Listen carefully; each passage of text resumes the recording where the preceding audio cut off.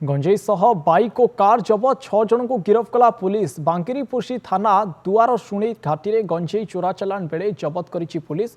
बांगिरीपोशी थाना पुलिस अधिकारी वीरेन्द्र सेनापति नेतृत्व में घाटी में पूर्व चौकी बसीथिला पुलिस। विषयी आड़ू बारिपदा अभिमुखे आसुवा बेले पुलिस गाड़ी को अटकाई जांच बेले पाखापाखि 80 केजी अधिक गंजेई को जबत करा तेबे ये सीधासलख चित्र गाड़ी सह गंजेई को जबत करा एवं 6 जन को गिरफ्त घटना पुलिस गिरफ्त करिछि।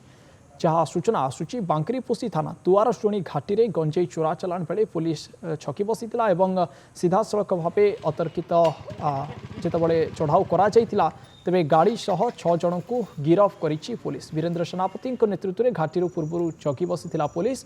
विषयी आड़ू बारिपदा अभिमुखे जितेबाला कारटी आसुथिला पुलिस गाड़ी को अटकाई पाखापाखि 80 केजी अधिक गंजेई जबत करा जहाँ सूचना आसूची।